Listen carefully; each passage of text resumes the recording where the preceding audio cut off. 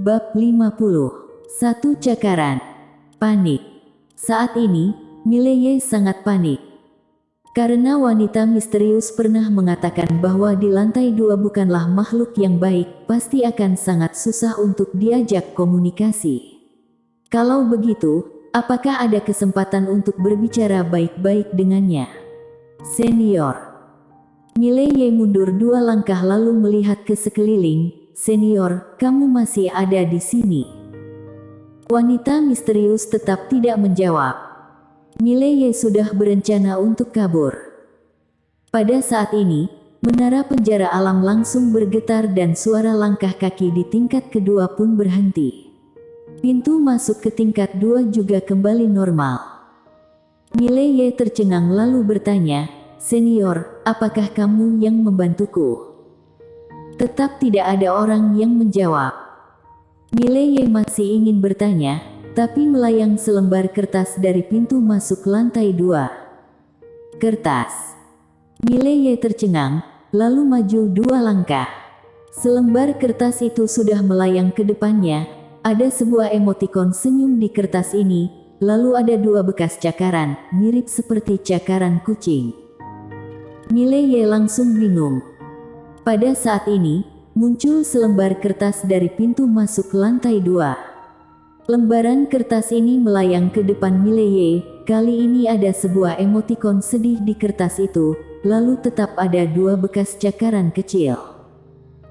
Mileye menengadahkan kepala ke pintu tingkat 2, "Kamu ingin aku melepaskanmu?" Usai berkata, atap menara langsung bergetar. Mileye tersenyum pahit, untuk sementara aku tidak bisa melepaskanmu." Suasana menjadi hening, tiba-tiba. Boom. Tingkat 1 dan tingkat 2 menara penjara alam langsung bergetar, sebuah kekuatan yang kuat langsung mendorong Mileye terbang keluar. Bam. Mileye menabrak ke dinding menara, kemudian langsung menjerit kesakitan. Dia merasa kaki tangannya mau copot. Dia masih belum bangkit, langsung muncul aura kebencian di tingkat 1. Aura kebencian ini membuat ekspresi wajah Mileye berubah. Dia langsung kabur keluar menara. Ketika aura ini ikut mengalir keluar, pedang yang ada di atap menara penjara alam langsung bergetar. Boom. Aura kebencian itu langsung hancur, menara penjara alam kembali normal. Beberapa saat kemudian, setelah melihat menara penjara alam kembali normal, Mileye barulah merasa tenang. Dia langsung meninggalkan menara penjara alam. Kembali ke dunia nyata, Mileye menghirup napas dalam-dalam, mencari aturan Tao. Pada saat ini, dia sudah merasakan seberapa menakutkannya menara penjara alam. Lalu, ada makhluk apa yang terkurung di tingkat 2, tingkat 3, tingkat 4. Dia harus menemukan aturan Tao. Setelah menenangkan hati dan pikiran, Mileye kembali ke kamarnya. Dia melihat ada anak kecil yang duduk di depan pintu kamarnya. Anak kecil itu adalah Lin Siye. Sama seperti dulu, tidak peduli Mileye pergi kemana dan pulang jam berapa, Lin Siye akan menunggu dia. Mileye berjalan ke depan Lin Siye yang sudah ketiduran di anak tangga. Dia menggendong Lin Siye dengan pelan. Tapi, Lin Siye secara tidak sadar memeluknya, dan menyandarkan kepala ke dadanya, "Kakak." Mileye tersenyum, lalu menggendong Lin Siye kembali ke kamarnya. Setelah meletakkan di ranjang, Mileye baru keluar dari kamar. Pak Tuaji tidak tahu sejak kapan sudah muncul di depan pintu. Pak Tuaji berkata, "Ayo temani aku jalan santai." Usai berkata, dia berbalik badan jalan keluar. Mileye langsung mengikuti dari belakang. Di perjalanan, Pak Tuaji meneguk seteguk arak lalu berkata, "Masalah Akademi Changmu untuk sementara sudah selesai. Tapi, kalian juga harus berhati-hati. Sekarang Akademi Changmu sangat membenci kalian dan ingin membalas dendam. Untung saja semuanya ditahan oleh petinggi Akademi Changmu. Tentu saja mereka tidak akan membiarkan hal ini berlalu begitu saja. mereka sedang menunggu Ronald dan Gavin kembali. Mereka tidak berada di Akademi Changmu, tanya Mileye. Pak Tua Ji berkata dengan suara kecil, kalau mereka berada di Akademi Changmu, maka hari itu yang datang bertarung dengan kalian bukanlah 3 jenius itu. Akademi Changmu pasti akan mengutus orang terbaik untuk bertarung. Mileye terdiam. Pak Tua Ji lanjut berkata, ada aku di sini, Akademi Changmu tidak berani mengutus master hebat untuk diam-diam membunuhmu, tapi ada kemungkinan juga. Jadi, kamu harus hati-hati di luar, jangan sampai dibunuh. Mileye menganggukkan kepala, baik, aku mengerti. Pak Tua Ji mendadak berhenti, masih ada setengah bulan lagi, kamu sudah mau pergi ke gunung pembatas dunia, betul? Mileye memandang Pak Tua Ji, Dekan, kamu tahu hal ini? Pak Tua Ji menganggukkan kepalanya, hanya ada 2 atau 3 orang yang mendapatkan hak ini di kerajaan Jiang. Agnes sudah memberikan hak ini padamu, kelihatannya dia sangat suka denganmu. Mileye hanya diam saja. Pak Tua Ji diam sejenak lalu berkata, hei, kamu bukan orang biasa.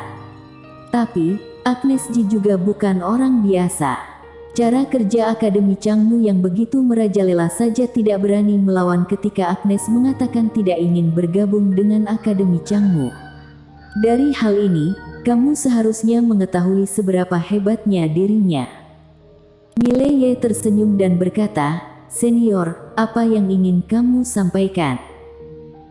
Pak Tua Ji berkata, apa yang ingin aku sampaikan, kamu seharusnya sangat mengerti. Mileye tersenyum, Dekan takut aku dekat dengannya akan membawakan masalah, betul? Pak Tua Ji menganggukkan kepala, Agnes tidak ada niat jahat padamu, tapi orang di belakangnya tidak tentu. Kamu sebaiknya menjauhinya, atau sudah memiliki kekuatan yang kuat barulah mendekatinya. Mungkin barulah hal yang terbaik bagi kalian berdua. Mileye menggelengkan kepala. Pak Tua Ji memandang Mileye. Mileye berkata, aku berjumpa dengannya dan berteman dengannya tidak ingin ada hubungan lain di dalamnya. Pak Tua Ji menggelengkan kepala, kamu sudah terlalu polos, kamu tidak ingin ada hubungan lain, tapi bagaimana dengan orang lain? Atau menurutmu, dunia ini sangat indah dan semua orang sangat baik? Mileye merenggangkan bahu, kalau keluarganya melarangku, aku akan bertarung dengan mereka hingga mereka tidak berani melarangku. Pak Tua Ji mengacungkan jempol ke arah Mileye, pemberani, sayangnya berani saja tidak cukup. Mileye juga tak berdaya, jadi, harus bagaimana? Sekarang aku berbicara dengan Nona Agnes, aku takut dengan orang keluargamu, kita jangan berteman, ya. Pak Tua Ji menatap Mileye, kamu benar hanya ingin menjadi teman saja. Tidak ada pemikiran lain. Mileye mengedipkan mata, aku tidak mengerti maksudmu. Usai berkata, dia terus jalan ke depan. Pak Tua Ji menghela napas pendek dan mengejar Mileye, dia berkata, semua ini pilihanmu, aku juga tidak bisa berkata banyak. Pada saat sampai di gunung pembatas dunia, harus lebih berhati-hati. Pertama, 2 murid terbaik dan 3 jenius Akademi Changmu mungkin juga akan pergi ke sana.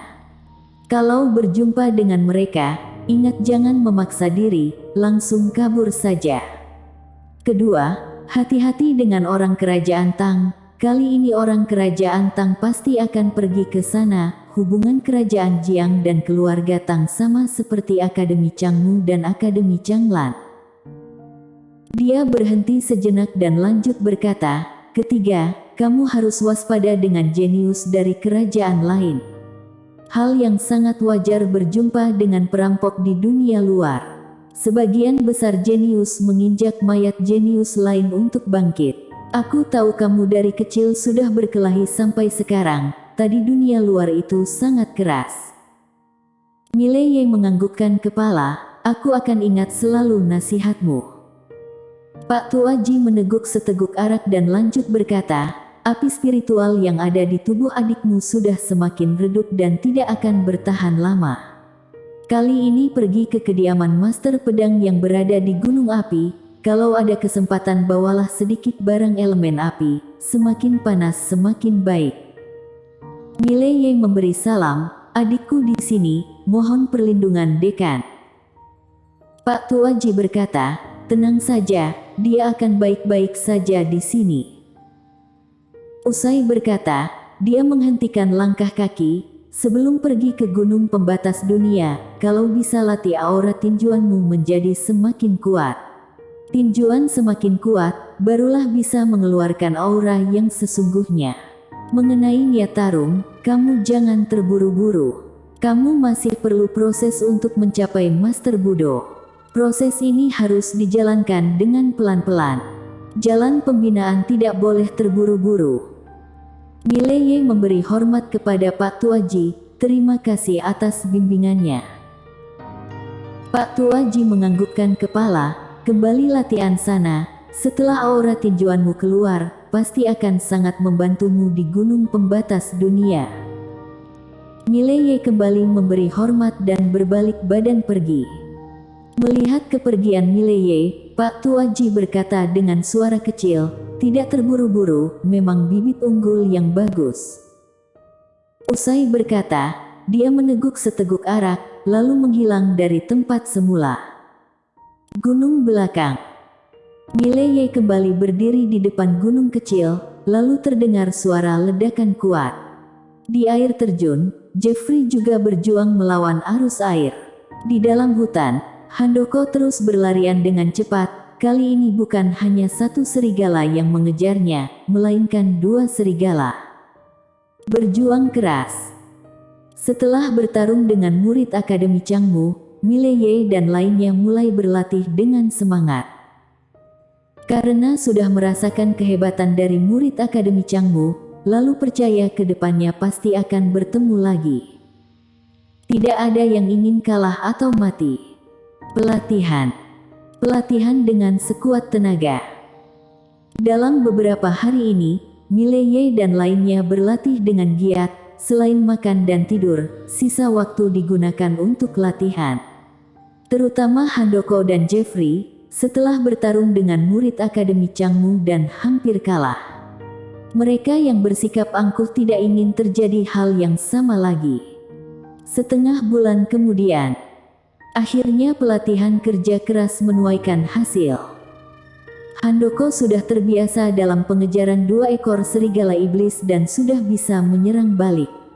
Jeffrey sudah bisa melawan arus air naik ke atas air terjun. Kekuatan fisiknya sudah mengalami perubahan yang besar. Sedangkan Mileye, di depan gunung kecil, Mileye memejamkan mata diam tidak bergerak.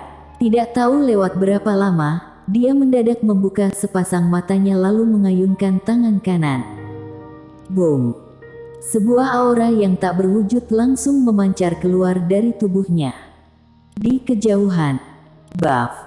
Batu raksasa langsung ambruk. Aura tinjuan. Saat ini, Mileye mendadak meninju ke arah depannya. Boom! Semua daerah di sekitar Mileye langsung hancur dan beterbangan kerikil-kerikil kecil. Mileye bangkit berdiri, lalu melihat kepalan tangannya. Muncul ekspresi wajah bahagia, hebat sekali. Pada saat ini, suasana mendadak berubah. Plak. Terdengar suara tamparan kuat, Mileye langsung terpelanting jauh keluar. Bam! Mileye langsung terkubur oleh reruntuhan batu. Beberapa saat kemudian, Mileye baru bangkit. Pada saat ini, muncul sebuah jejak cakar kecil di pipi kanannya. Bersambung.